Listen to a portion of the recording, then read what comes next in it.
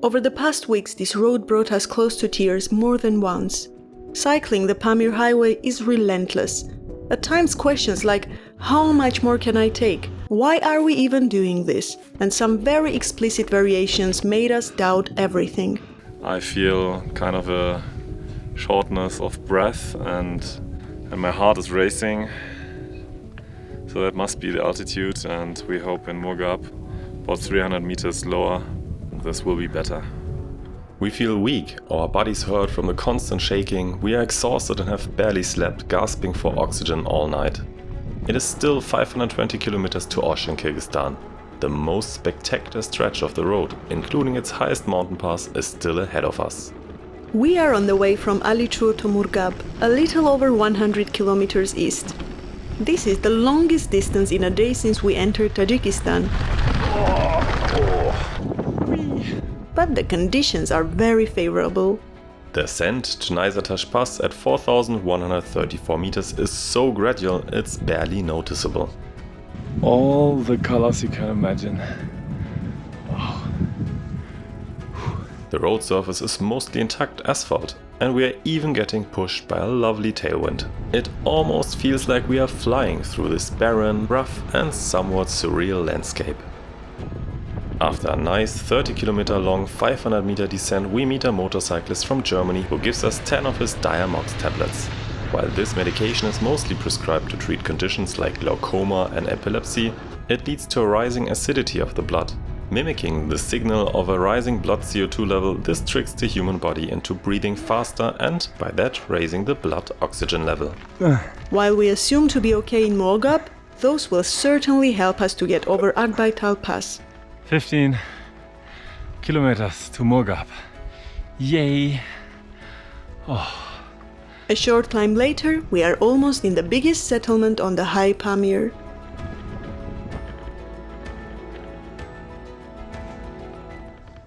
Checkpoint time.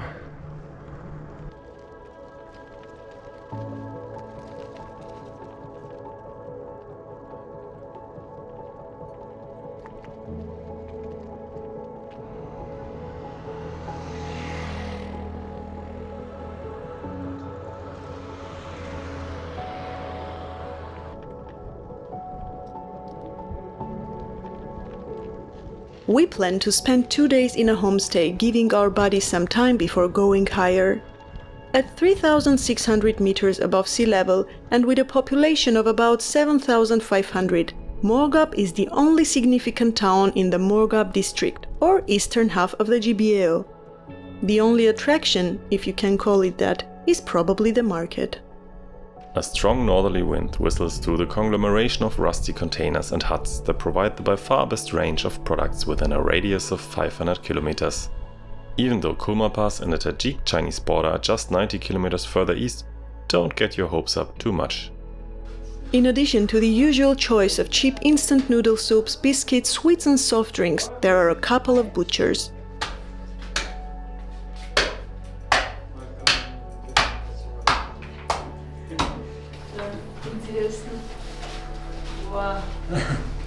Kilogram, 55, 1 kilogram.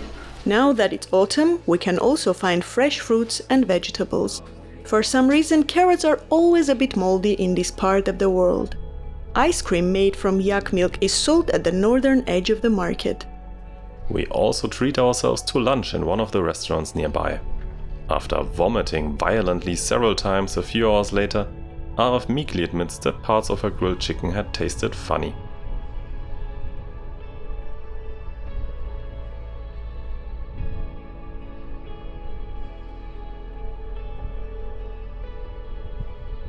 From now on, the M41 leads north towards the border with Kyrgyzstan.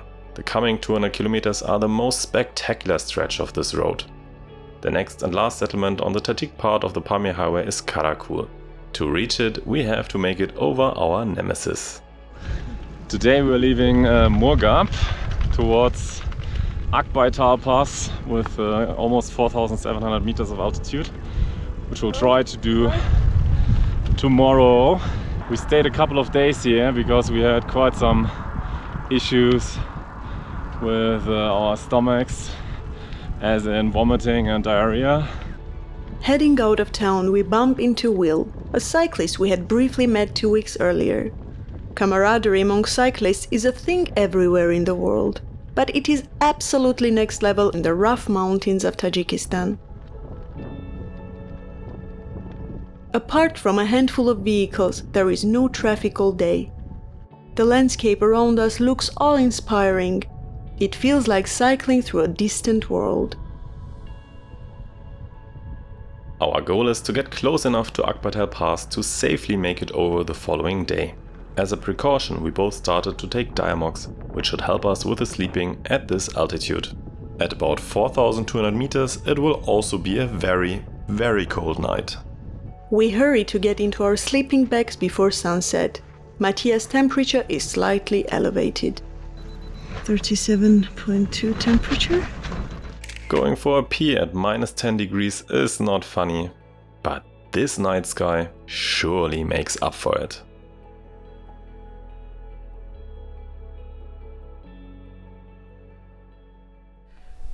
Yesterday we started from Murgab and we were joined by Will and we did about 55 kilometers, guys. Yeah. Yep. The past few days have been good because the tarmac has been good. I had food poisoning in the Wakhan Valley and the road is very bad and it was very difficult. And then you come here and the tarmac's great, so yeah, some of the best cycling I've done on the trip, probably ever. Yeah, also we were quite sick. Like in the evening I had 37.8 degrees fever and a little diarrhea, and Aro is still recovering from her violent vomiting the other day. So yeah, will be interesting to see how we feel when we are another 500 something meters higher than we are now. In 2-3 days we will actually leave this country. Hopefully. If they let us enter Kyrgyzstan actually, because officially the border is not really open. So we'll see if we can cross the border or not.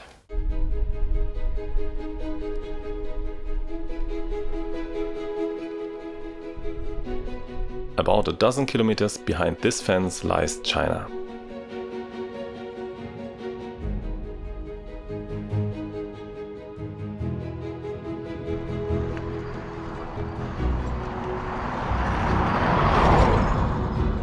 We're at 4,300 meters now, roughly.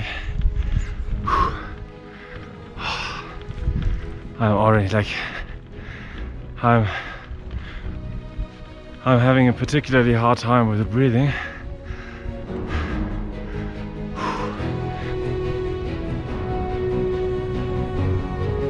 We're starting to get a fairly nasty headwind that's bitterly cold. From Dushanbe up until Murgab we enjoyed tailwinds most of the time. From now until reaching Osh, however, it will be the other way around.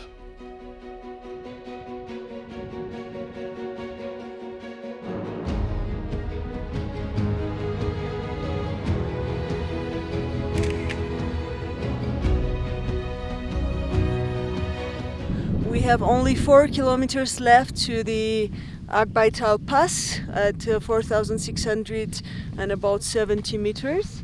We can barely breathe and I don't know, it's like everything is 10-20 times more difficult or feels more difficult. I hope we can make it. I'm sometimes having moments of desperation.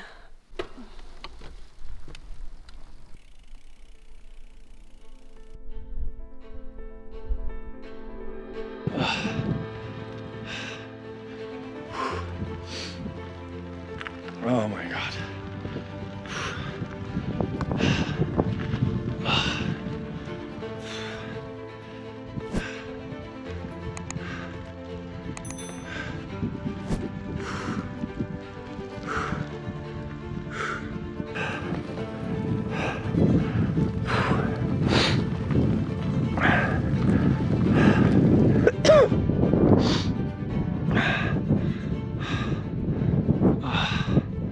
Oh my god. That hurts.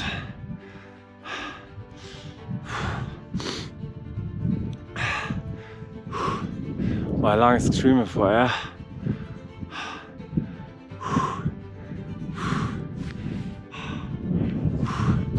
I think here air pressure is maybe at 40% lower than at lower altitudes. Oh, this road's getting really steep now, close to 10%. Oh my god.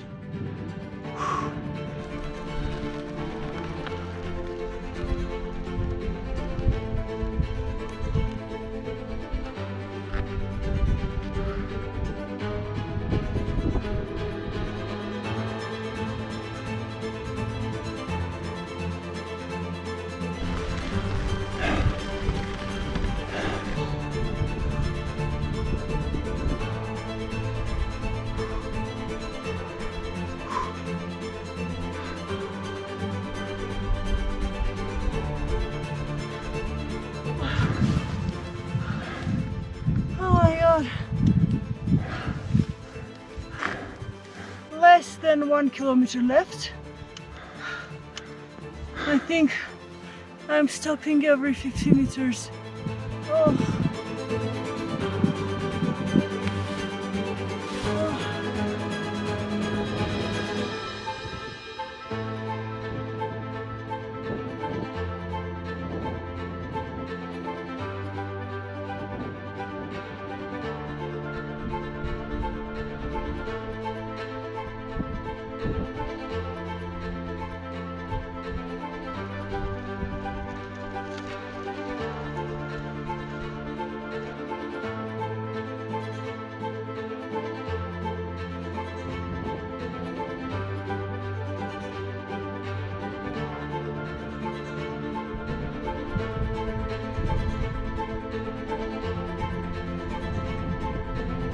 The final ascent seems endless, almost impossible.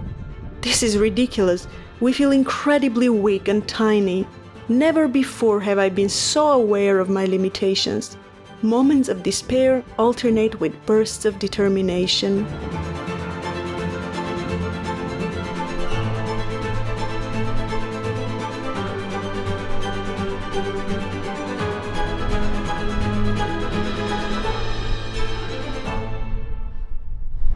I almost want to cry.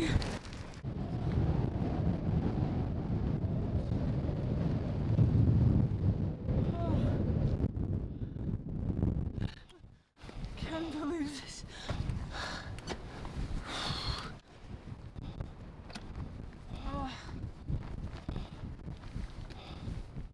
I thought I will never make it.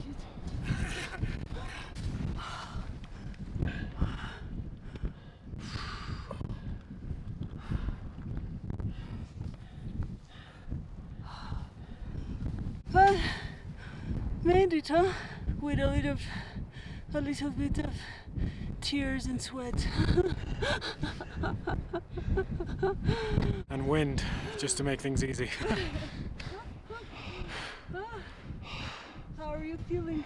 Out of breath. Yeah, I've been thinking about this for a long time, actually. Yeah. 10 years ago I wasn't cycling at all, and I would never think that I would come all this way. Yeah.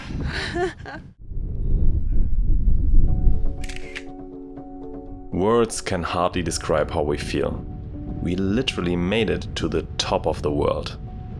Since our first pedal strokes back in Germany, we cycled over 10,000 kilometers. Again and again we pushed our limits, crossed physical and mental boundaries, and widened our horizon, as well as our range of emotions. In that sense, the Pamir Highway has been extraordinary, and it's far from over. After admiring the view and enjoying the sense of achievement for about 15 minutes, we have to continue. We would love to spend the night in the cozy comfort of a homestay. From the top of Akbaital Pass to Karakul, it is just under 60 kilometers with an almost perfect 770 meters descent. Our well-earned reward. Reaching Karakul before nightfall should be possible, and an absolute blast as well. Oh my god, this is what I call Washboard. This is a proper washboard here. Oh, this is terrible. On the sides is gravel, so you cannot go on the side. And the middle just is up, down, brutal, absolutely brutal.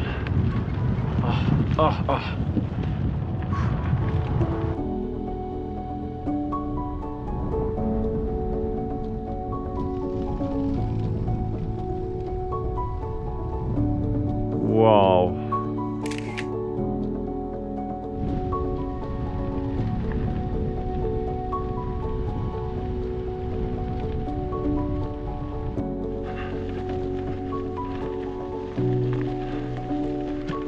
What a horrible shit show. A road like this takes literally all the fun away. Oh, come on.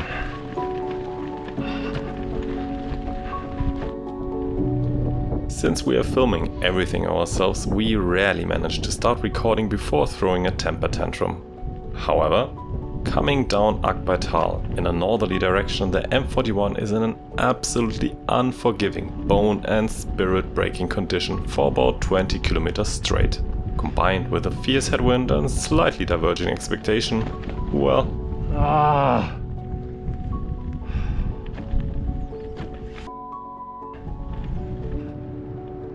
we're going slower downhill and up. Washboard, washboard, washboard, headwind, washboard, doesn't stop. After showing pretty much stoic self-control for several hours, we are still too far from Karakul when the sun is about to set. So, what are we going to do? I think reaching Karakul is... Yeah, I think it's too windy. Do we camp on this side with a nice view, or do we camp on the other side with less wind? Yeah, close to the road is a little less wind. No, they don't.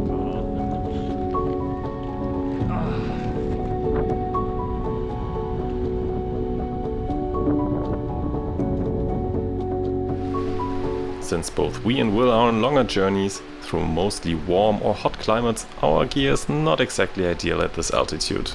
We have a 3-season tent, ultralight air mattresses, and my sleeping bag has a comfort temperature of plus 5 degrees. However, what doesn't kill you makes you stronger, and this looks pretty nice. We ended up staying in this very wide and quite beautiful valley, about 30 kilometers away from Karakul, because it was just getting too late, dark and cold. It was quite fresh again, probably -8 or something, but now it's a sunny day, not a lot of wind, and the road is good, finally. Oh, sun.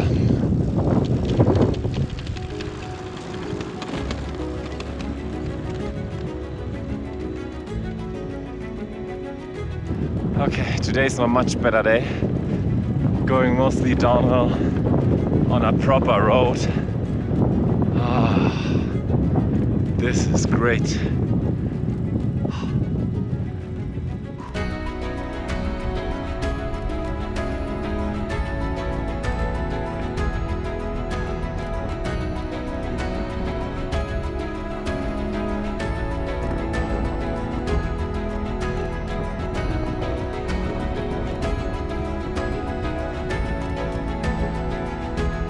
It's amazing.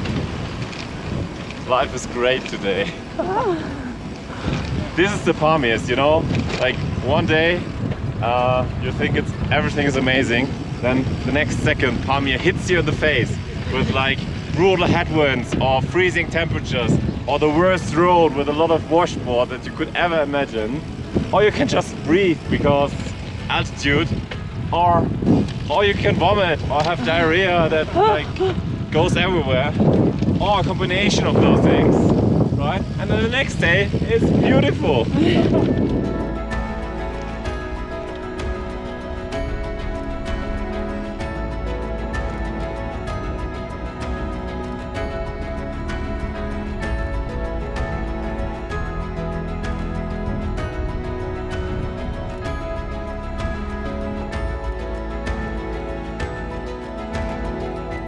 Karakul Lake at almost 4,000 meters is the result of a massive impact event some millions of years ago, creating a 55 kilometers wide crater.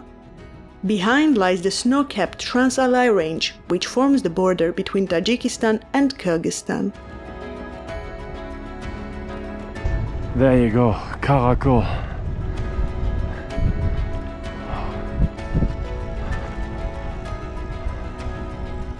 Wow. Yeah, that looks desolate. We should have spent some more time around Karakul Lake, but ran out of time and cash. We've rested half a day in Karakul, but our day to leave the border is actually today, and we'll probably not be able to do it. We hope we can make it into the no man's land between Tajikistan and Kyrgyzstan, which is about 20 kilometers long between the border guards, and then cross the Kyrgyz border very early on tomorrow in the morning. Cell coverage is notoriously bad to non-existent in the Pamirs, but Arif needs to make a special call. We couldn't get a phone signal in the homestay and want to try in line of sight with a cell tower. Arif, it's not gonna get better than this. If you go closer, it's not gonna get better. Pap? Schnor havor, pap, schnor havor ծնունդդ. Alo.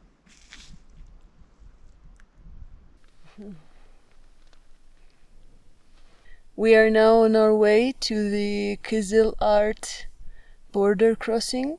We are leaving Tajikistan and saying goodbye to this beautiful lake, Karakul Lake. Our friend Will decided to rest for another day in the village. Getting over the border is a bit sketchy and we could end up stuck in the no man's land.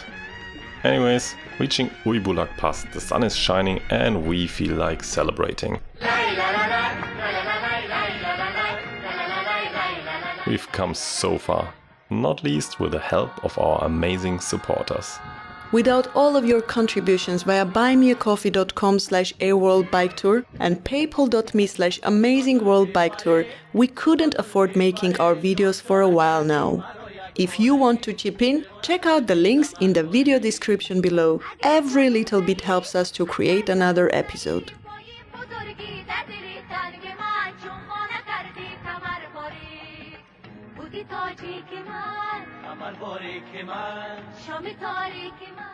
A little later, when the wind is shifting direction, we don't hear anything at all for a few minutes. Absolutely nothing but utter silence. A brief moment of solitude and calmness.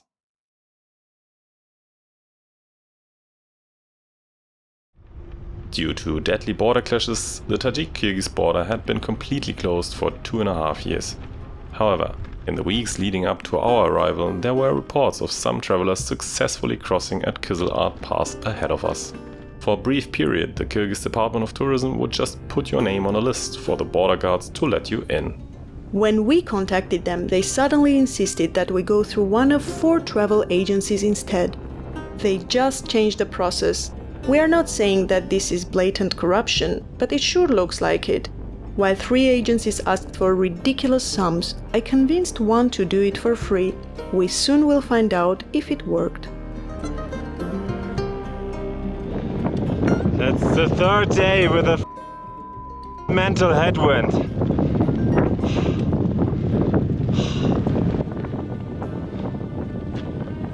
Why? Well, that is the Pamir Highway. You got to love it or hate it, or both at the same time.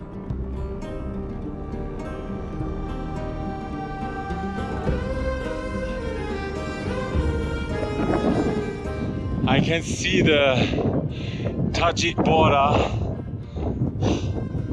It's maybe 100 meters away from here. A little bit up, of course. And then there's some more climbing to do afterwards. I'm pretty sure we can't make it through the Kyrgyz border today because they are on a different time zone. 1 hour ahead. It's already 5:15 for them. No way we can make it until 6 p.m. So, gonna head up, camping in the no man's land, looks like. Aarhus is also pretty done. In the past, she had only sometimes carried the heavier rucksack to get me through a climb faster. In Tajikistan though, that had become a force of habit. The border post looks a bit desolate. Getting our exit stamps takes only 5 minutes, but it's not like there is a queue. A last steep climb to Kizil Art Pass.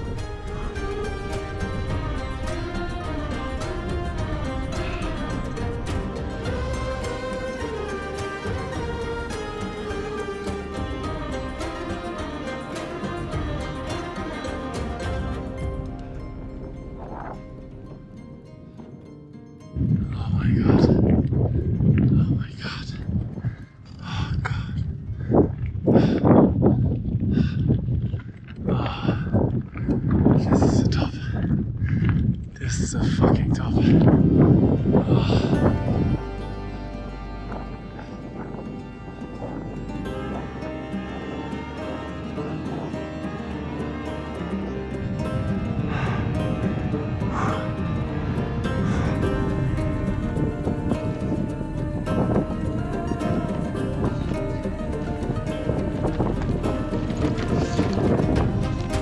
This was our last 4,000.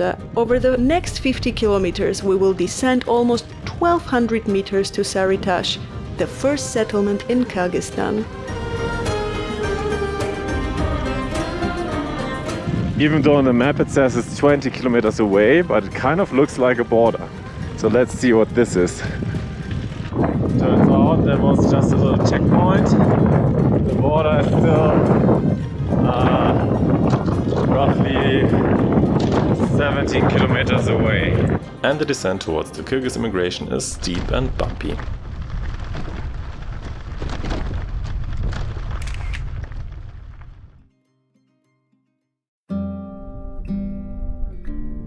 The next morning we continue in front of this astonishing backdrop, the heavily glaciated Trans-Alai Range and northernmost extent of the Pamir Mountains.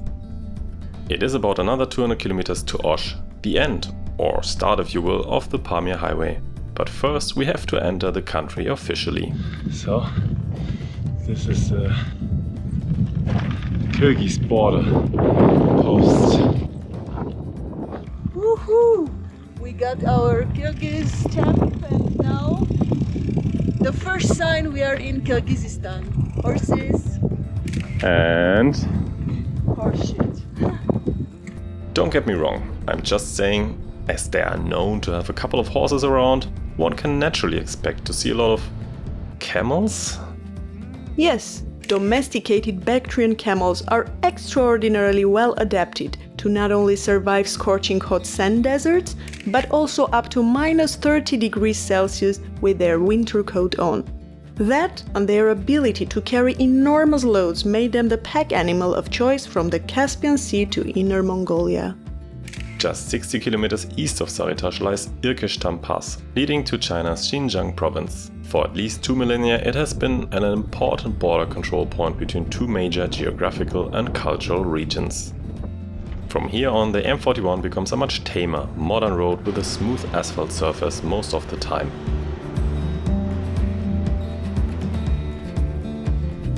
The tough days are over, our lungs burst with oxygen and we descend towards Osh.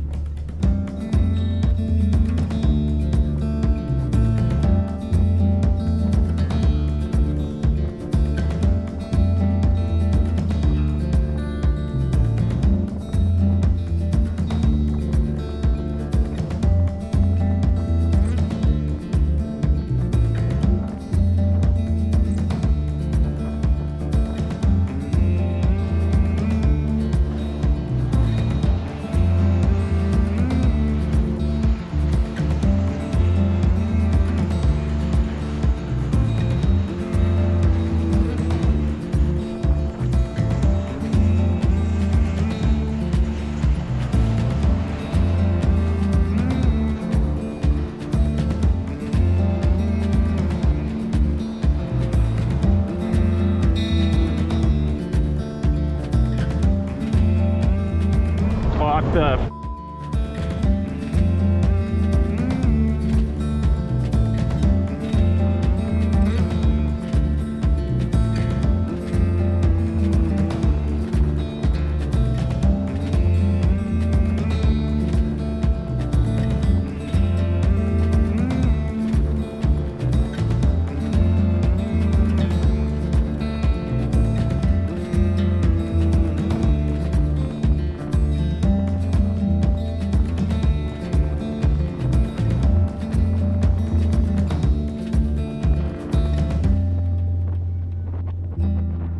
We have had a good run. So much luck with the weather. Not even one flat tire. flat tire number 5. It's Germany. Almost at the end. 100 kilometers before Osh.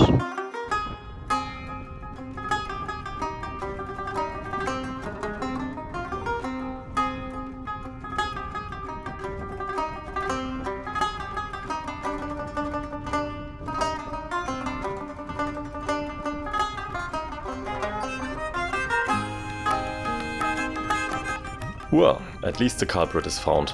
A big thumbs up for our sturdy bicycles, which actually survived the Pamir Highway without breaking one spoke. I'm not kidding. That is a noteworthy achievement for any bicycle. And what about us? That depends. Obviously, there was so much to love during our 4-week cycling the M41. The people, the solitude, the freedom, the lot. But right now we are just so tired. We are sick of mountains, sick of soul-shattering gravel roads, sick of freezing, sick of headwinds, sick of the same boring food. We are sick of being sick.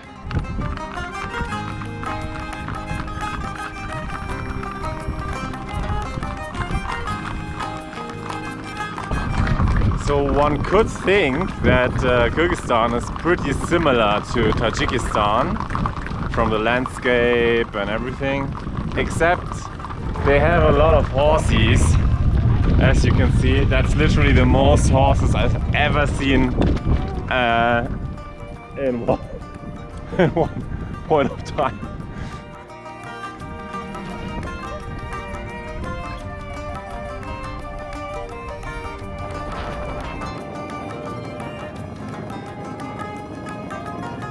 Day with headwind number 6 in a row.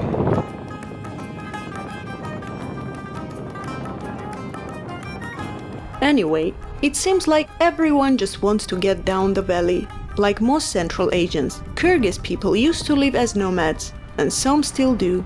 It is mid-September, which means winter is coming. They packed up their yurts and are headed to lower pastures.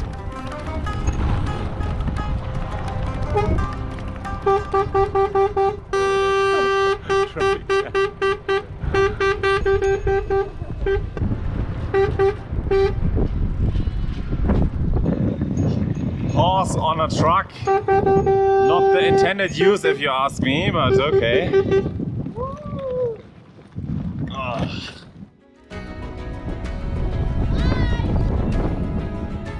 So, in hindsight, the Pamir Highway, is it worth it? Honestly, for a few weeks, the mere thought of cycling up another mountain pass on gravel made us cringe.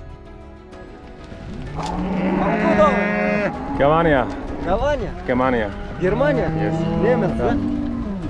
Немец. Nimitz. Da. Что делаете? Красиво, да, у нас? However, no matter how many times this road made us scream or even cry, we also triumphed. A lot actually, and sweeter than ever before. By seeking this comfort, we obliterated boundaries, we rewired our brains.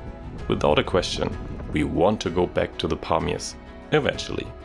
Join us again next time when we explore beautiful Kyrgyzstan while driving a loaf of bread. Go, go, go.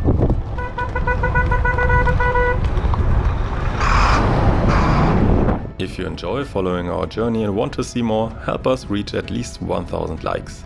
With just one click you can make a big difference for small and independent creators like us. By pressing the like button and by sharing this video, you enable YouTube to suggest our content to more people that like to see beyond the familiar. Thank you so much. Ride safely. And may the wind be at your back.